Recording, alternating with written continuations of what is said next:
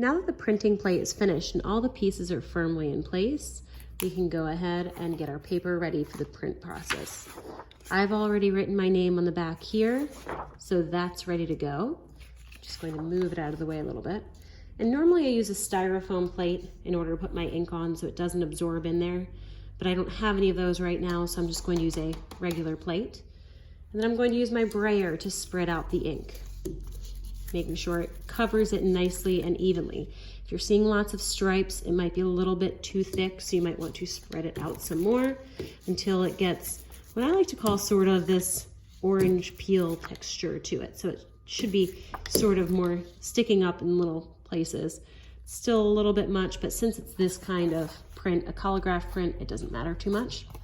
And then I'm going to try to cover the entire area here. I don't really care so much about what I have here on the cardboard as much as the foam board. The foam board is a more important part to me. And I'm going to make sure that if I don't have enough, that I go back and reapply some paint on the brayer, or ink, I should say, until it's pretty evenly coated. And there are some spots where I won't be able to get because it comes up a little bit, and that's okay. I'm just gonna get as much as I can. Once I have a pretty even covering there, then I'm ready to pull my print. So I'm going to put this paper in front of me and try to make sure it's nice and even.